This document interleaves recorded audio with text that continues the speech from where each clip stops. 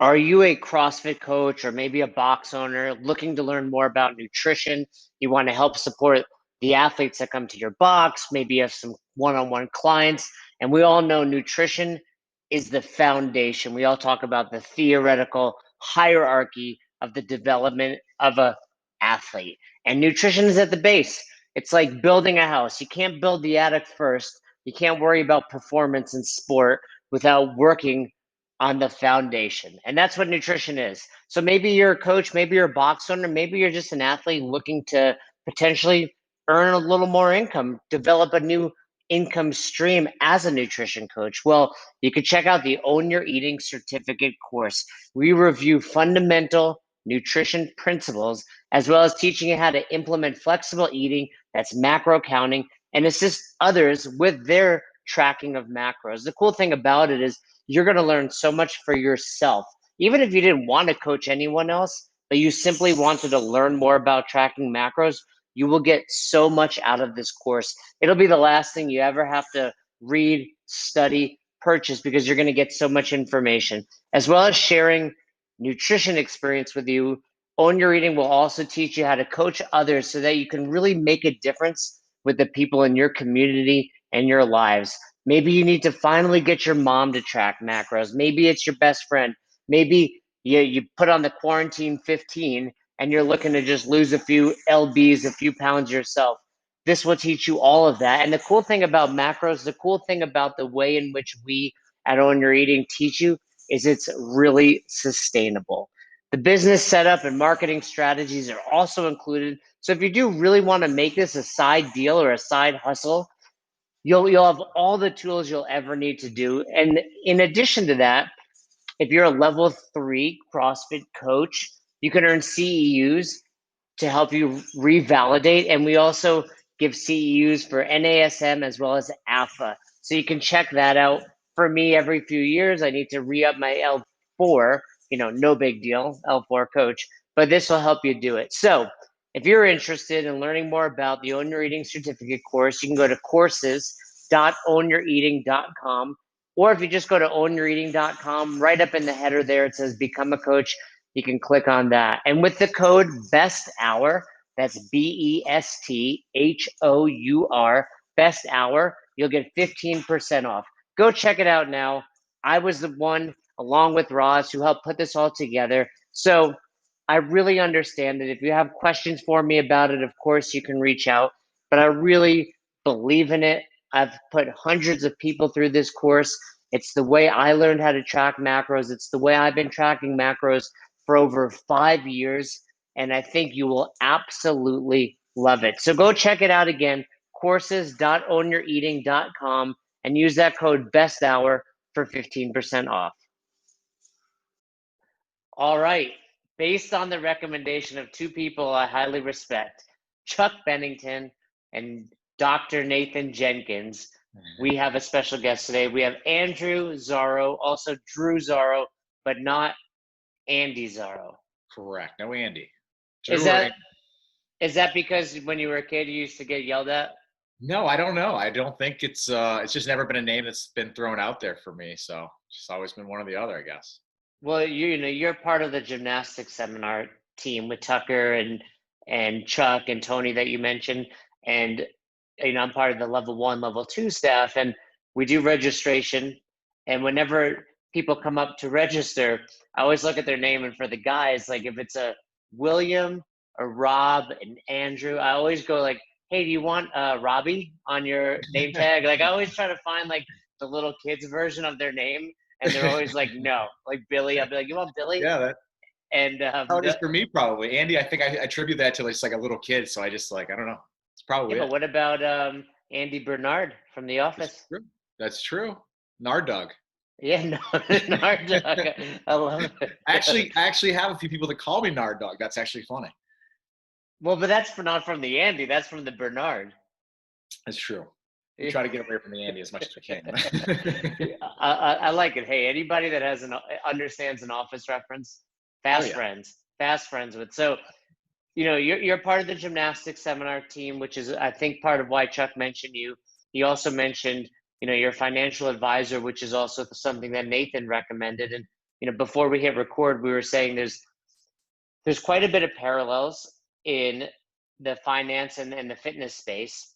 And Right. I also think another thing to discuss is that so many box owners and coaches do this out of passion that they forget, like, hey, I got to make money, and I should probably, not like Billy Madison, I keep it on.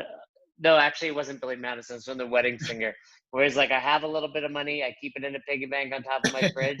Like, I should probably be invested in. I mean, this is probably one of the best times ever to invest. Yeah. So I want to hear all about that. I want to get some insider trading stuff going on today's show, some stock tips. But what would you rather have more of, fitness or wealth? Oh, I think fitness. Wealth is one of those things that I think it can be varied. I think I'd rather have a wealth of fitness than a wealth of money. I think you can do a lot more with fitness. Obviously, elongate your life, but you can't also walk into just accumulating a bunch of fitness randomly. You can do that with money. You can do that with property and cars and whatever else it is. But I think with fitness, the one thing that I love about it is you have to earn it. Like, you don't just get it. You don't wake up. There's no fast track for it. Surely you can be genetically gifted to maybe have a faster route to achieve it. But when it comes to being, we talk about the fitness, wellness, a sickness continuum. It's, you have to earn it. You don't just get a boost. You don't get a free pass. You can't, use nepotism to slide your way to the top of the list. It's every single thing you do in and outside the gym has an impact on, the fitness and wellness. I think that's super important to me. Yeah, I don't know if I agree with you on that, but I mean, there's no right or wrong answer. That's the beauty of it, right? Um, so one of my mentors, who happens to be my financial planner, he used to kind of say, like, hey, you have to define wealth, because wealth means something different to everybody. So what does that mean to you when we say wealth? And how do you try to ask your clients to give you that understanding? Because I'm sure you have to understand their end goal in mind when it comes to investing and Sure. creating a portfolio. No different than really coaching someone and saying, hey, do you want to take this fast route that might give you a really quick surge, Sure. but by the way, you might get hurt and lose it all, right? Isn't Yep. that kind of Yeah, like it investing? really is. There's understanding someone's ability to take on risk is something important, I think, in the coaching space, but also the financial space. A question that I'm fairly early on in my career as a financial advisor, and one thing that I did is, and what I do still, is when I find advisors that are very good at what they do, I ask them, what does your initial conversation look like with new clients? And I've gleaned a lot of really good conversation starters and questions from those advisors. And a few that stand out to me, most important to me is, what is your relationship with money? That is really a good indicator of someone's upbringing around dollars, around checks, around banking and things like that. And everyone has a vastly different exposure to it. You have people from urban settings that are mostly unbanked, and they live their life paycheck to paycheck potentially. And cash is a thing, and check advancements are a thing when they go to those shops, so they can get their check cashed ASAP and get money. And then you have people in the suburbs that maybe are well off and inherited a lot of money, and that's obviously a much different relationship with money in general, and what they appreciate and how they work for it and how they work to get more of it and put themselves in a better spot. But for me, the definition of wealth, I think it's kind of all encompassing. It's not just dollars. Obviously, when people say, like, money doesn't solve everything, money definitely solves some things. So let's not get confused there.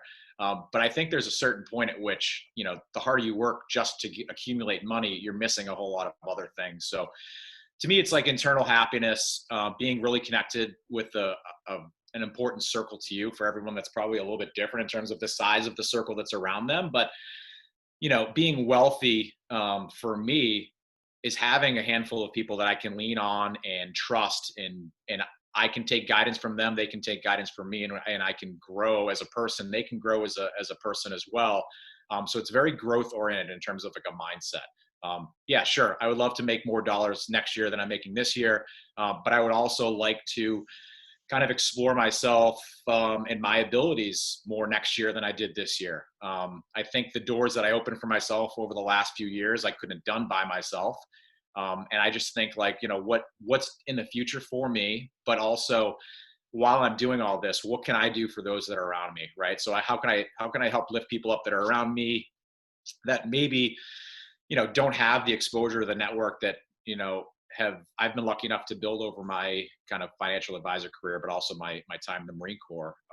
And to me, that's really wealth is doing everything that I can to be better, but also kind of bring those people up around me to kind of reach their potential as well. Yeah, I think wealth kind of gets lumped into this category and and associated with money all the time, but Yeah, really wealth is far bigger than that. And like you said, money can't necessarily provide happiness, but it sure makes life a little bit easier, sure does. right? When you Sure when does. you when you have it. So tell me about your fitness journey here. You spent 13 years active duty Marines, and I Yeah. assume being in the Marines, you kind of are accidentally training all the time. Yeah. And I grew up playing the typical suburban sports, soccer, basketball, baseball. I took affinity to soccer and I played that all the way through up until college. Dropped all my classes, and within 10 days of dropping my classes, I joined the Marine Corps and left for boot camp. So my whole family was absolutely shocked. But during those 3 years, I was obviously exposed to the physical gamut that comes with Marine Corps training. So anything from long hikes with a heavy pack to anything aquatic, high intensity interval training. Essentially, that just turned into being CrossFit come 2010, 2012, somewhere in that window when I was exposed to it. But it was never anything different than what I was doing beforehand. It was all random. It was all varied. It was different. A lot of running, maybe a lot of pull ups. During that period, I became a water survival instructor. So I just became very familiar with the pool. Swimming was something that I loved doing growing up, but never did it competitively, and really learned how to swim better. But I just realized I wanted to envelop that into my training a lot, and I still do that to this day. Like, I was tubing with my okay. wife on Sunday, and the water was freezing, and we were saying how water is such a great equalizer. Oh, it is. It And is. that, having had friends and spoken and listened to people that were in the SEALs, that's primarily why they use it, just to, I guess, it kind of levels the playing field. Yeah. How have you used it to better yourself? Like, what are some of the, obviously, like, just jump in and Yeah. survive, right? But I mean, like, Right. what are Right. some Right. of the things you've done, or you're a water survival instructor? So that means you've taught people how to survive, but probably also made them very uncomfortable along Yeah. the way. Water survival course was probably one of the hardest things I did in the Marine Corps. It's not far off from like top tier aquatic training, which would be like scuba training or stuff like that. But it was 3 weeks of just pure hell, literally getting drown proofed and pulled underwater by the instructors. And you have camis and boots and pack and rifle and a helmet on. You're at the bottom of a pool and you're waiting on your peer to rescue you so he can practice his kind of rescue techniques and things like that. But it just kind of taught me that like you can't be single faceted and when you want to be multifaceted, and I think that applies to CrossFit obviously, is you just have to expose yourself to different things and be comfortable in being uncomfortable, right? It's easy to get out there and run, but even for me, like I can go long durations without being in the pool. Happened during quarantine, 3 or 4 months. I was deep into some training that I'm doing right now for the Boston Frogman 5K open water swim, which is to support the Navy SEAL Foundation. And I went from being pretty on track to be set for that swim in June to absolutely back to scratch on that come time the pools open back up. So for me, it was a matter of like, well, you know what to do. It's just get the repetitions in, get the volume in. And for me, it was just complementary to what I do in the gym with the barbell, gymnastic stuff in the bar, the rings, cardio stuff on the track. And it's just one piece of just adding to my kind of inventory of things that I can rely on to just be a more well-rounded physical kind of human being. So So would you say all of that training, are there times in your working out now, in your training now, that you can look back on that? For me, it's like growing up wrestling and competing in jiu-jitsu. In the middle of a workout, you're like, all right, I'm not being choked. yep. I'm controlling when I move this thing. Is there a similar mindset, like, okay, this is easy compared to what I've done? Yeah, 100%. Some of the stuff that I did in the Marine Corps, they put you in a simulated Humvee in a body of water like a pool, and they'll flip you over, and you have to get out of it. So it gets pretty wild. Yeah, that's pretty kind of wild to think about. They have similar stuff for like helicopter training. If you were to hit water in a helicopter, they have for air crews. They have a similar training for that. But when you take that into perspective, the things that I've done swimming, thousands of meters with all my gear on. I get in the pool like past Saturday. I did a little fundraising piece. I swam 9,000 meters, and the whole time I'm thinking in my head like, okay, I'm just wearing jammers. I'm good. I'm fine. Not wearing boots, not wearing pants, don't have a rifle on my shoulder. I'm fine. And it allows me to kind of reset my mindset and say, it could be way worse. I'm not in combat. I'm not actually in a Humvee flipped over, maybe in the Euphrates River in Fallujah. It's really just a pool. I'm good. Just breathe and you're good. So, but 9,000 meters, wait, that's like 6 miles? Yeah, almost 6 miles. Yeah. So I kind of got myself into a situation. I'm raising money for the Navy SEAL Foundation. And this is 2 Saturdays ago, I got out of the pool, long swim. And I said, you know what? I'm going to catalyze people to give me their money for the Navy SEAL Foundation. I said, I'll swim 5 meters for every dollar donated. That turned into like Wednesday night. I was at like 5,000 meters. I was like, okay, it's going to be an interesting Saturday coming up. And then by Friday night, midnight, I had 9,000 meters to swim. So I was like, okay, this is the most volume I've ever done in a session. So let's just kind of go for it. Just kind of bit off pieces of it and worked through it over the course of a few hours at the pool. And I had a buddy show up and he swam next to me and, kind of reinvigorated me. And it was a good time, but more importantly, I raised a ton of money for the Navy SEAL Foundation. So I hit my goals and we're far beyond that. And I'm super excited to kind of do my part for that. How long did something like that take you? Well, since I broke it up into pieces, I was at the pool for probably 5.5, 6 hours. In terms of how long I was probably swimming, maybe 3.5 to 4 of that was swimming. So half-mile pieces to start, and then at the end, I was down to probably like quarter-mile pieces. Still pretty solid times there. Now, for me, whenever I swim, even short duration, I'm like ravenous the rest of the day. Were you able to eat like Michael Phelps because of all that swimming you did that day? I ate everything that night. I think I ate a full pizza. I ate a full plate of pasta, baked ziti, and I had some meatballs, full bottle of wine, and woke up hungry on Sunday still. So I ate everything again on Sunday morning. Stuffed French toast, sausage and eggs. It was good. Worth it. It's almost like I'll swim for 6 hours in order to be able to eat. Yeah, I don't know if I'll do that again, but yeah, I could. If you want to eat a lot of food and not have it impact you, Jeff, you should get in the pool, swim for 4 hours. Do you wake up sore after that much swimming? Because swimming, is one of those things that we're always taught as like, non-impact. Yeah. So did you wake up sore even just from repetitive movement? My shoulders were completely done. Other than that, I was pretty good. Shoulders and lats were a little bit tired. I was in the gym today and I was thinking about the gym programming had Amanda come up and I was like, yeah, I coached. And then I was like, maybe I'll do Amanda after. Just going through like PVC pipe pass-throughs. I was like, shoulders are not ready for it. We're going to just bypass this today and go with lower body stuff. So yeah, a little bit of impact there, but for the most part, I was actually surprised at like how minimally impacted I was. Obviously, if you were to do that on a run, you'd probably be sitting down for like 4 or 5 days at least or something like that. So, oh yeah. I mean, sounds like the equivalent of a marathon plus, at least based on the time that you did it in. Yeah. So yeah, that would beat you up pretty good. So tell me how you make this transition. You enlist in the Marines. You spend 13 years in active duty. You come out. You become. I assume you take the classes, the prerequisites necessary to be an advisor.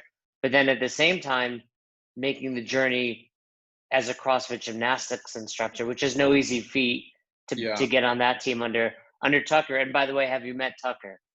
I have not met Tucker. Oh, well, you're in for a treat. He's in the heart of Texas, so maybe Chuck will drag me down there sometime. Yeah, I think it's Abilene or Aber. Yeah. Yeah. So during my period of time in active duty, I fell in love with CrossFit. Realized I needed to learn how to coach because I was decent at it, but at the time I was teaching someone how to deadlift or trying to. Right? I was like, I have no idea how to teach someone. I can deadlift all day, but I have no idea how to teach someone. So I fell in love with like the challenge of like learning how to relay my knowledge to somebody else. That turned into me getting out of the Marine Corps. And in the time of me studying from all my credentials for my licenses as a financial advisor, I also had started coaching locally at a gym. Shortly after that, I went and took at the time it was CrossFit Gymnastics here in Boston. And Chuck was the lead, Chuck Bennington. And I stayed connected with him via DMs and went back and forth. And he kind of offered up, hey, you know, if you'd be interested in interning, if next time we're in your area, just let me know. And that happened not long later. And I got to intern my first time under Coach Nathan Birdie, which is he's a great guy. He's a great coach. And it was a really good experience for me. And the way that I understood it is, you know, there's a handful of internships that you have to do, and it's all on your own dime. And it's how bad really do you want it is what it comes down to. So I did a handful of seminars locally, drove for 6 hours out of Pennsylvania for my last internship, or hoping it was my last internship. And Chuck was the lead for that one too. And I was lucky enough to be invited onto the staff as an assistant coach. And so I think it's been about 2+ years now that I've been doing that. And it's absolutely been amazing for my coach development, for my professional development, for my confidence in front of athletes and gym members in terms of what it is that I'm doing. But just being able to relay my knowledge that I have, that I practice when I work out, to other people in a way that they can start their journey as well. Understanding it's not a fast process, it's a slow one, has been huge for me. And obviously the network that I've made throughout that, at the kindness of Chuck and Tony and the rest of the gymnastics course staff, has been absolutely amazing for me on the personal side, but also the professional side as well. So you now show up when Chuck or Tony or one of the other leads is coaching. You're the number 2 at these seminars? Correct. So I'd be like an assistant coach. Sometimes we might have multiple assistant coaches. And the role of the assistant coach is, you know, leading warm-ups and when we do breakout sessions, answering kind of individual questions and going over things and maybe finding new ways or cues that these attendees can use. A lot of demoing over the weekend. So, you know, as Chuck or Tony or one of the leads might work through it, they're explaining it. We're up there demoing as the assistant coaches. So it's a long weekend. You feel pretty beat up. I'm sure it's similar to the L1, L2 experience that you guys have on staff as well. But it's a lot of work, but it's extremely rewarding, as you know, and finishing up those seminars, making those personal connections, and you always feel like you grow a little bit come Sunday night. So with that, you know, one of the things Chuck mentioned is there's been a lot of revamping going on for the gymnastics seminar. How has that impacted you? And obviously with the quarantine, there just were less seminars going on. All right. Sure. Were you a big part of the revamping, where he said it's a lot of less touching, more self-spotting, you know, I think, well, I wasn't a huge part of it. That was kind of a lot of that sat with Chuck and Tony and some of the other lead coaches. But I have my first seminar coming up post quarantine here in a few weeks. I'll be flying out to Montana, and I don't think it's maybe a little bit of a curveball for the coaches, but I think it's all stuff that we're comfortable with, because the way that I have to teach when I teach like gymnastics at my gym, it's not what I would teach at the seminar, right? There's a lot less spotting. People are just kind of a little hesitant to spot in general. So this is actually a really good thing, I think, when you look at it. I know Chuck talked about this a few weeks ago. Learning how to actually just get through some of these pieces self-spotted is a great tool in and of itself. I think it'll start to allow us to explore ways to be maximally efficient during the course of a Saturday, Sunday seminar at these courses. Well, I mean, I always loved the gymnastics course and the coaching and the spotting, but it's nice also, even though it wasn't necessarily at the time you wanted to, for the team to say, hey, we're going to learn how to do this individually, because that's a lot of what you need to do at the box anyway. It's Absolutely. You know, especially this time, right? So Yep. Clearly impacted by the pandemic there. How has it impacted your financial career? Well, I think if you had been watching, you know, the market news, March, April, a lot of people were just, you know, freaking out. There was a huge sell-off. The market was down 33-34%, which is very, very wild. It's hard to deal with that. So I was extremely busy. So my coaching obviously shut off. Everyone's coaching shut off for a month there, but I was able to actually focus on my career. During that period, I kind of attributed a lot to, I started my career in the Marine Corps, and very soon after that, I found myself in Fallujah in combat. And I attribute this kind of situation the same. As a financial advisor, very early on in my career, I found myself in probably one of the worst spots, I hope, that we'll be in terms of market volatility for my entire career. Being that the market being down 30% doesn't happen all the time.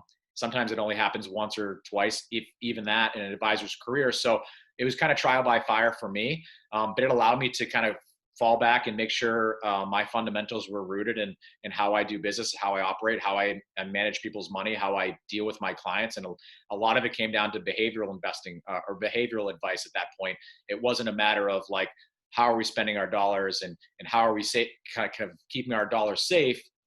Sure, that was a part of it, but a lot of it was, and you could see 50 plus age demographic was pretty concerned about like, what is this doing to my retirement? My account just fell off 20-30%.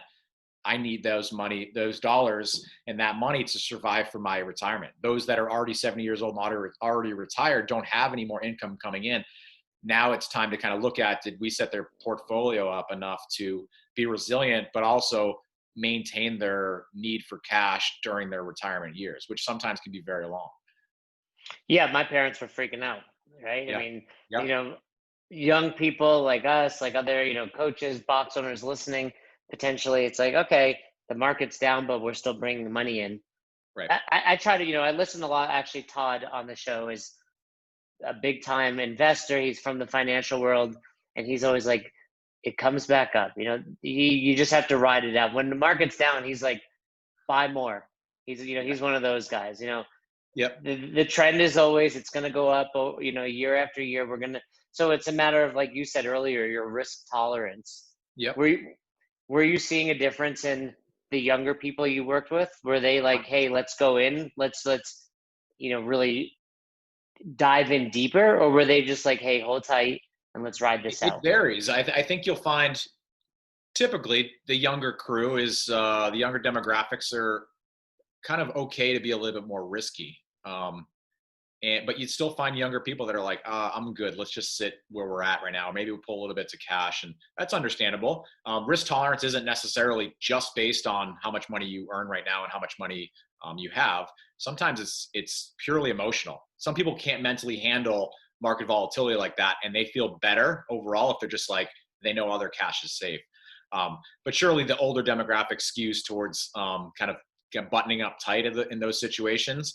It was a good chance for us to reassess clients' risk tolerance at that point, because one client could say, yeah, no, I want to be kind of moderately aggressive. And then when things like that happen, you can tell that they're not comfortable actually being moderately aggressive, maybe in their portfolio. And they were more so towards the conservative side of that kind of spectrum. But it was a really good kind of opportunity for me to understand people outside of just their money, but really just their kind of emotion and mental tolerance to risk. So, based on what you know, which I know is just the same as most of us, you're like a little more of an expert. What's going to happen? It's August 11th as we're recording this. We Yeah. got an election coming up. We got the pandemic to overcome. What's your piece of advice to those listening, other than, hey, reach out to Andrew if you are interested in a financial advisor that's a professional. But if someone's Right. like, hey, I just want to know what your thoughts are on the market, what would you say? Yeah, no, this is not investment advice, but what I'll tell you is that what we look at typically during periods like this is not a lot of people know exactly what's going to happen with the economy. So that's obviously going to have an impact on the market. The other thing that you have to consider is it's an election year, and election years are always volatile.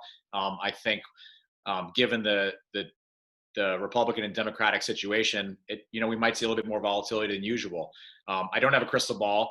I think the most important thing for people to consider is to go back to their financial planner, financial advisor. Make sure that everything is on the same page. Your advisor needs to make sure that they understand you understand them, and really comes back down to your financial plan. If your financial plan was built with your financial advisor and you felt confident in it, it's really important to rely on that and not let the emotions or the news of the day take over, changing or pivoting from those plans that have already been established, but rather just kind of sitting with what you've kind of sat and discussed with your financial advisor in terms of like, hey, this is how we're going to allocate your portfolio. This is how we're going to budget your household income for the next 12 months. Those things shouldn't be changed by, a headline here, a headline there. Yeah, there's things to obviously consider in terms of, what if the market crashes again? But you can talk what ifs all day, and I don't think there's any value in doing that. it really, again, comes down to the financial plan and the relationship one has with their advisor is being the most important part. Being communicative with your advisor is important. And I always tell people, and I ask people, when was the last time you heard from your advisor? If you're not hearing from your advisor regularly, I think it's an important thing to consider. Maybe you should look around to find someone that does want to communicate with you. Not like you want your advisor in your ear every week or so, but if you haven't heard from your advisor in 3 or 6 months, then are they actually your advisor? It's the same thing as a coach, right? You don't want your coach in your ear all the time, but if your coach isn't coaching you every time you come to class, then what is it that you're paying them to do? So that's kind of how I look at it. There's no crystal ball to rub here, but it's really just a matter of if you don't have a plan, you should get an advisor and establish a plan. And if you do already have one, rely on the plan to be the kind of foundation for your path forward, no matter what happens in the headlines. It's like being in the middle of a workout. You had a plan. Yep. Just because you're feeling a little different. Hey, maybe make some small pivots, but in general, Exactly. stick to the plan. Break up here, put it down there. So Yeah. you have two roles, advisor and coach. What's the difference? The difference that I find is it's a little bit, it's kind of easier to be a financial advisor in terms of the coaching that I do there, because I'm asking them to relinquish a lot of things to be on my side. Let me establish your plan. We'll talk about it to make sure it's all set, and if there's anything that seems weird on it. But when it comes to being a coach inside of a CrossFit gym or maybe any physical spaces, I'm going to give you the knowledge you need, but I can't get you where you need to be. You have to do the repetitions. You have to focus on the basics, isometric, eccentric, concentric, all that stuff. I can't do that for you. I can't hold you at the top of a pull-up bar until all of a sudden you now have 5 strict pull-ups. You're going to have to do all that stuff yourself. Similar, I guess, in the financial advisory space is I can, ask you, okay, make sure you're contributing X amount of dollars to your investment account. Make sure you're budgeting this amount of dollars every single month for this. And after that happens, after that routine is established, so the similarities here is once that routine is established, it becomes a little bit easier. They trust you more once they find those successes, they find that growth, right? So once that person gets that first pull-up, or once that person finds maybe their first milestone in their financial plan is hit, and it's maybe hit earlier, which is great, they get a lot more trust in you, and your credibility builds as a coach or an advisor. But the difference is being, one's a little bit more hands off than the other, being like the coaching thing. What I need you to do is on you. It's not on me. In the financial advisory space, I find a lot of the behind the scenes work is more so on me to make sure that their plan is being met. I'm kind of staying on their shoulder a little bit to talk in their ear to make sure that they're making the right decisions financially. More like a Yoda, kind of just Yeah, whispering, exactly. and versus, well, there's a Yoda when he's training Luke Skywalker as well. But you're, more like, I'm just on your shoulder, coaching you, versus like I'm telling you what to do in this advisory role. Sure. Which do you think people come into? So I always joke that like nutrition is one of those things where everyone is an expert. Like, we used to go to Thanksgiving dinner, and my aunt, who's like 70 pounds overweight, was giving out nutrition advice. Which one of these avenues do people come into as more of a quote unquote expert? Finance or fitness? And how do you make them realize, hey, you're dumb, I'm the professional? That's actually that's a really good question. I don't know if I have a clear answer on it, because I find it in both spaces. You see it obviously in the CrossFit gym when someone comes in. They're new to CrossFit, but when I was in college football, I did power cleans. I know what I'm doing. I'm good. Yeah, I know how to squat. My high school gym, coach told me to look up. Don't go below parallel. It's bad for your knees. That type of stuff. Exactly. So you have that, and now you have to break bad habits. But I don't think it's that much different than the financial advisory space, where maybe you have an individual that's like, hey, I had my own investment account, and it was self-directed, and I had it through Schwab, and I would just simply, I would invest in this, that, the other things, and some things hit and some things didn't. As an part of my job is managing someone's investments, and quite frequently early on in relationships, I find people have ideas of like, hey, what about this stock? What about this stock? What about this stock? And I am quick to remind them, hey, it's your portfolio, so you do have obviously a little bit of say in what goes on in your portfolio, but I manage my portfolios with discretion, meaning that I have authority to kind of get it where it needs to be and allocate it as I see fit. And if we've discussed this via a financial plan, I remind them, hey, you're paying me for a certain job here. Let me do my job. And while your ideas might be something that we can entertain and look at, for the most part, if they don't align with what we discuss in the financial plan, then we should suppress those ideas as much as possible. Some things that come up, obviously, in the headlines, you see, a cure coming up for COVID, and all of a sudden their stock jumps. Maybe if it's a public company, their stock jumps. All of a sudden, you get clients that are like, "Hey, well, what happened? Why didn't we see that?" And it's like, well, nobody really saw it besides those that were inside that company, those that had the ability to kind of inside trade on that. But it's more so just like, let's not get so hyper focused on just that individual stock that maybe you feel like you missed because it didn't fit with your plan in the first place. Rather, we're focusing on the long-term trajectory of your portfolio. Just like in the CrossFit world, I know you really want to get this muscle up so bad, but you don't have a strict pull-up yet. So let's focus on the long-term trajectory of, let's get those 5 strict pull-ups, some 6 strict pull-ups, and now we'll start talking about the beat swing and how that applies to using that raw strength with momentum so you can actually get yourself up and over the bar, up and over the rings in a healthier way, so I don't feel like your shoulders are going to fall off in the middle of the open. And to me, I find a lot of similarities in that regard. And it's the long-term trajectory that I have to constantly kind of reset someone's mind towards. Yeah, and that you see that in all areas of coaching. Everybody wants results yesterday. Yep, 100%. So, hindsight being 2020, what are a handful of stocks you may have picked up before the pandemic, knowing what went down? Yeah, I mean, you can look at companies like Zoom and a lot of cloud companies and cloud security companies in the tech space. You looked at, if you were looking at the markets over the last few months, technology sector as a large has kind of carried the market. So markets got beat up obviously early on, but in terms of year-to-date performance, it's not so bad. The NASDAQ is full of technology stocks. And that's why you see the NASDAQ has done pretty well because tech stocks have carried things. That could be quite cyclical though. We're kind of starting to see that now, but it's really just a matter of, again, sticking to the plan. Look, hindsight is the worst thing. When I deal with clients, hindsight is absolutely just a conversation killer because we're not here for yesterday. You already missed yesterday's price. But we're also not here to day trade either. And I remind my clients of that. We're not here unfortunately, I'm not going to be able to buy at the absolute bottom and sell at the absolute top. Nobody has that crystal ball. You don't know when you're at the top until it's behind you. And you also don't know when you're at the bottom until it's behind you. So for me, it's really a matter of kind of sticking again to that plan and reminding them while you did feel like you missed out on Zoom, just realize your portfolio has actually done pretty well. And we're still on track with your plan to retire in 5 years or 10 years or whatever it might be. Or we're on track for you guys to get that down payment on your house established so you guys can buy your first home in 2 years, right? So there's a lot of different things, and taking like the individual day-to-day, like, oh my, this stock went up 5% today. It's like, okay, that's fine. You're still buying a house in 2 years. So if that stock goes down 5% tomorrow, 5% growth today doesn't mean anything. So we're kind of looking big picture.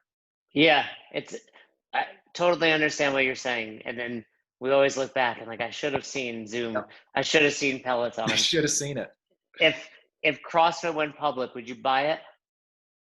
I don't know. I'm not sure I would. I'm not sure. First of all, there'd be value in CrossFit going public, but at the same time, I'm not really the type of investor where I buy things because I recognize the name or buy things because I practice with their product. So it would have to be pretty influential. Other than that, as it kind of goes on, I know you and Chuck also in tongue in cheek, he brought up, imagine investing $10,000 when a online bookstore went public. When talking about Amazon, and that's just kind of a funny ride. Everybody missed that, right? But I think if you look at it's a great example of trajectory. When you look at Amazon in the big picture, from when it IPO'd years later, it didn't do a whole lot. And if you were an investor that hung on from the initial public offering, that means that you went through a whole lot of rough patches and you were very resilient in your portfolio to not want to sell it, because an online bookstore not doing so well, for me and for most people, I think they'd be like, I'm going to cut my losses and move on to something else. If you held on, you're probably riding around listening to this podcast in a yacht or something of the sort. Yeah, we have a huge yacht demographic, so I know, it's CrossFit space, tons of money. They're all going. That's all Amazon money. Yeah, that's interesting, because I know for me, I mean, I don't really do a whole lot of, like you said, like trading myself and whatnot. But it's interesting to think: do you buy stocks that are companies you support? You go to Starbucks every day. Do you buy Starbucks? You shop on Amazon regularly. Should you buy Amazon? You do CrossFit. Should you support it? Where do you draw the line there? If you're using a product like that regularly, you obviously believe in it and you obviously, use it. So then why wouldn't you? What would be some signs to not? CrossFit obviously is super important to you. What Sure. would be some signs to you to say, okay, I love this thing, but I'm not going to pay, Right. $12 a share or whatever it Right. is.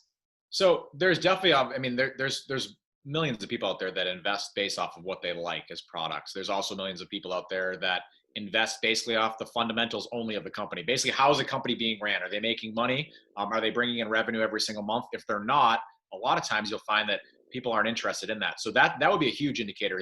And that's usually the first and primary thing one would look at when investing is the fundamentals of a company, right? Looking at their balance sheet, looking at their profit and loss statement, things like that. Further on from that, some investment advisors or investment managers will look even further into the technical aspect of it. At the end of the day, the way that we kind of practice it in my firm is one of the things that we're looking at is essentially just the supply and demand. And that's really all the stock market is supply and demand. If there's more people selling than want to buy, the price changes and vice versa. And so that's also something that some people consider when they invest. But my opinion, not always is the best to just simply because you practice or purchase a product of a public company is that necessarily the best reason to buy something. There's plenty of companies out there that, questionable in terms of if they're worth investing in. And people will argue like Lyft and Uber are one of those things, right? And people talk about how much money they're actually losing year over year. But some people are okay because they feel like, hey, I use Uber a lot. I'm invested in the company. Same thing you could probably say for CrossFit. If everyone, I do CrossFit all the time. I support my local affiliate. But there's a lot of complexities that go into it. And it's really a matter of something I would definitely leave up to, in my opinion, a professional to kind of guide you through those purchases and sales of individual stocks or maybe exchange traded funds. But at the end of the day, you're kind of free to do what you want with your money. I think it is very prudent to make sure that what you are doing with your money is well investigated, just like anything, right? People walk into the CrossFit gym because they want to get fit. Some people walk into the CrossFit gym because they know everything about it and they're like, this fits me perfectly. It's also probably a reason why people stay away from CrossFit because it doesn't fit them perfectly, or maybe they've had a bad experience or someone knows someone that has. But I think it comes down to the fundamentals. And just relying on your professional network and hopefully, you have an advisor if you are looking through or to invest in things yourself. Yeah, imagine if CrossFit were public and you had invested 3 months ago. It would have been a very scary ride for a little while. Yeah, we'll just You hold on probably, tight. yeah, you would have had to hold on to get through that rough patch. Well, you mentioned, Absolutely. I'm a huge fan of anything in life, finding a coach slash Yep. advisor. So before we do sign off, where, you've gotten the, what should I say? Two people I highly respect have spoken very highly of you. So if listeners are interested, where can they find out? I do want to ask you a couple more questions, but Yeah, yeah. in case people tune out, where can they find you if they're looking for a financial advisor? So I'm pretty open. My Drew Zaro is my Instagram handle, and inside of there, I have a link where you can set up a 15-minute consult with me. That's free of charge, and that's really just for me to kind of ask questions about you, for you to ask questions about me, and to see if it's a general fit. I tell people that I don't want to work with people that don't want to work with me. It needs to be a good relationship, a harmonious relationship. And then usually in those 15 minutes, we can kind of figure that out. That's usually followed with like a regular intro 1 hour session with me that we'll go over in more detail. Granite-wealth.com is our website that we're currently revamping. So that'll probably be relaunched here soon. Best way to kind of get a hold of me though is probably my DMs on Instagram. Again, at Drew Zaro or granite-wealth.com. I'd be more than happy to get you my professional email from that point on, and be more than happy to kind of set times up to kind of just again work through free consults to see if it makes sense for us to work together. You might be working with an advisor already, and I might tell you just stick with them. They're doing a great job. You know what I mean? I don't have a problem with that. Yeah, no, that's great. I mean, I think the CrossFit space and fitness space in general tends to be a little younger, and by younger, I'm probably saying under 40 at this point. Sure. And I think it's something that's overlooked by a lot of those people. I mean, I've invested since I was out of college, even when I wasn't making any money. Those that read my book know I was living a destitute life basically. But I was always like, you got to put money aside. I was in the fitness world, and I was like, there's no retirement. Sure. So, what would be maybe one or two pieces of advice you would give to those people that are like, I'm a coach, Yep. making $20, $30 an hour. Maybe it's a part-time job. Maybe it's in addition to, a standard job. But what would be one piece of advice you would blanketly give? I know everyone's a little Yeah. bit different. I think in general is you need to establish a monthly budget. Part of that monthly budget has to be you considering investing in your future self, your 65-year-old self that cannot coach anymore because you physically are not able to. And for everyone, that's going to be different. If you're a coach and you're working, 10 to 20 hours a week, technically part time, and you're bringing in, we'll say, I don't know, $400. Maybe that for you every single week is $10 a week. Maybe it's $20 a week. Maybe it's $100 a week because you're doing fine and maybe you have a job elsewhere. You need to allocate a certain percentage of that to your future self. And I think that's super important and easy to overlook.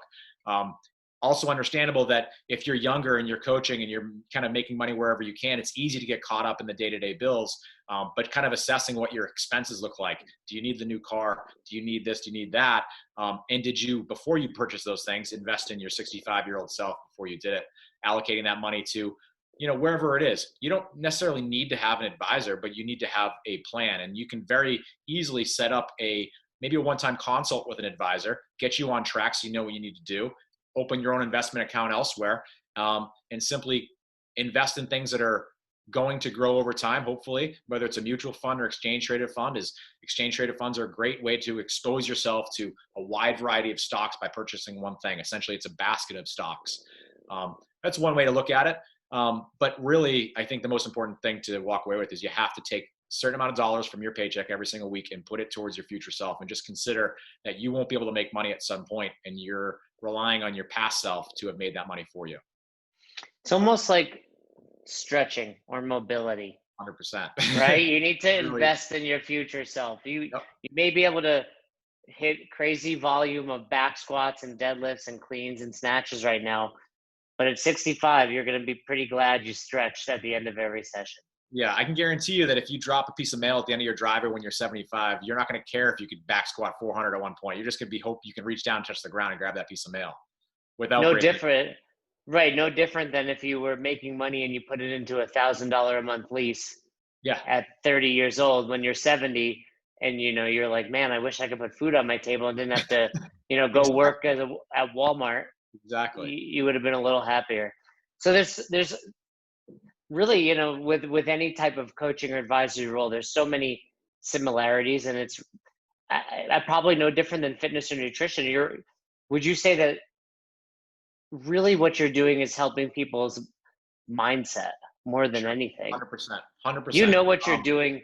Leave it to the expert. I'm going to put your money in these stocks or these Yeah, funds, and based on what you're telling me, but you need to wrap your mind around carbs aren't bad for you. You yep, need to wrap your mind around you don't need to train 7 days a week, and you need to wrap your mind around this money is over here. It's going to grow slowly over time, and yep, you can't look at it every day. sure. Is that Um, right? I, I Did I just? Do no, you want me it's to a hundred work percent. I for? think when you look Are at you all of hiring? that, yeah, no, it's exactly that. When you look at all that is you're all of those things you're talking about compounding, right? I invest $5 today. I assume if I put it in the right spot in 50 years, it's not worth $5 anymore. It's worth a little bit more than that. The same thing with all that nutrition, right? You not having that one soda today and then repeating that every single day for 50 years puts you in a better spot than you having one soda a day, right? That 1% growth, what you're looking for over time, that compounding effect puts you in a better long-term spot than you might have been if you went the other direction with it. I think that's the most important takeaway of all this is understanding nutrition, fitness, and finance. They're all kind of hand in hand in terms of how you're framing your mindset. And it's not for the short term. Nothing good typically happens fast. Sometimes it does if you're lucky, but for the most part, you have to work for it. And it's never the sexy things. It's never the fun things. It's never the big explosive things. It's the tiny kind of small wickets that you hit day to day, building good habits, stacking on those habits every single time that you can with other better habits. Which last question? Which has helped more? Your financial career on your CrossFit coaching, or your CrossFit coaching on your financial career? My CrossFit coaching, my fitness coaching on my financial career. It's given me a lot of confidence to know that I know what I'm talking about. I can stand in front of people despite their age demographic, despite their experience, and let them know for sure I know more than you. And I can put you where it is that you say you want to be. I know what your goals are. As long as you tell me what your goals are, I can figure out what I know and what I don't know from there, and then I can establish a plan to figure it out. If there's anything that I lack in terms of educational knowledge, I can go get it, or I can find someone that does.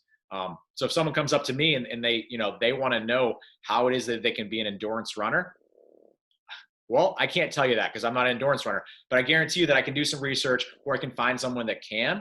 But being able to know that, confidently get in front of someone and say, hey, here's what the plan is. Maybe we'll bring in a third party. But in the financial space, having clients that are in their 20s and having clients that are in their 80s, not even close to the same kind of risk tolerance, not even close to the same lifestyle that they're living, but I can still be on the phone, be on a Zoom call, be face-to-face with them and let them know, here's your plan. This is what we established. These are your goals. This is where we're at on that, whether we're on track or not.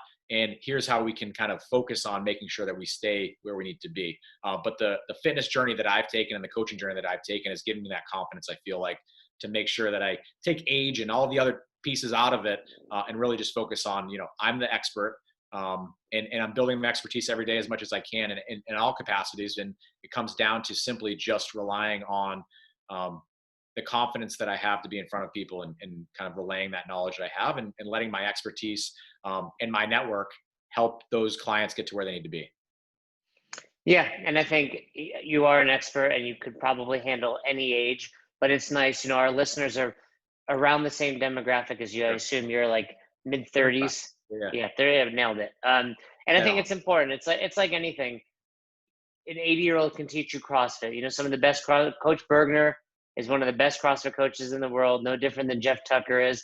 I can probably snatch more than Coach Bergner at this time, albeit not much. But it's really nice to always have someone that's kind of in the same shoes and area of life as you. And I think if someone's listening, I hope this is a wake-up call to some extent for people listening. If you're a coach or you're a box owner, you need to be considering this. There's no 401k at your local box probably. There's not a lot of stuff you should be doing. And I don't want to be the old guy at the gym with a string tank top and a fanny pack and Zubaz pants one day, which used to be my goal. And now it's my goal not to be that guy. But the only reason I've gotten there is because, like I said, I was smart. My mentor and my financial advisor was one of my very first CrossFit coaches. We go back a long time, but if you're listening to this, Drew is in the thick of it. And I think he can understand you. And I think it'd be worth reaching out for that 15-minute call. Hey, worst case, maybe you get a little coaching advice on your pull-ups. Yeah, but hey, we'll get you there. We'll get you strict for a Lamborghini. I don't know what your goals are, but maybe we'll get you one or the other, or both. You're going to start getting all those calls booked up, but they're going to be asking how to do a hollow hold and how to do an ice cream maker or whatever. Chuck Bennett. No, I think it's just kind of important to consider, like in this conversation, that there's so many options for people out there, even if they feel like, I'm self-employed, I work at a gym, I only work 20 hours a week. There's still options for you.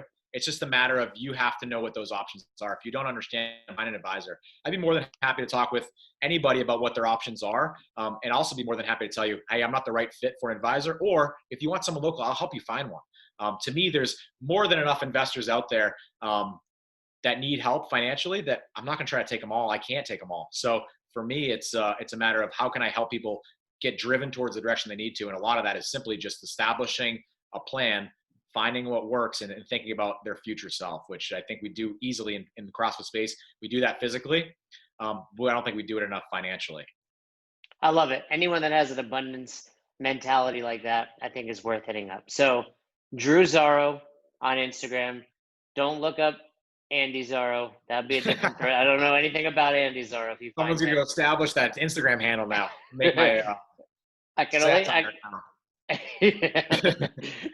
only speak for Drew Zaro, but I highly recommend checking him out. And like I said, he comes highly recommended from two people I respect. So it's been great chatting with you, Drew. Absolutely, Jason. We'll see what happens if CrossFit goes public. I'm going to come back to you and ask if I should buy it. Sounds good, man. It's been a pleasure. Thanks for listening to Best Hour of Their Day. If you haven't heard about Anchor, it's the easiest way to make a podcast Let me explain. First of all, it's free. How cool is that? There's a creation tool that allows you to record and edit your podcast right from your phone or computer, so it becomes super simple. Some of these episodes with Fern or Todd or myself chatting with one another, we've done right within the app itself. Anchor will make it easy to distribute your podcast to all platforms, Spotify, Apple, and many more. And you can make money from your podcast with no minimum listenership. It's everything you need to make an awesome podcast in one place. All you have to do is download the free Anchor app or go to anchor.fm to get started today. Thanks again for listening to Best Hour of Their Day. Take a moment, head over to the Apple Podcast app or Spotify or Google or whatever you use and leave us a review. It really means a lot to us, and it's what allows us to spread the word. Also, share this with your friends, your family, your coworkers.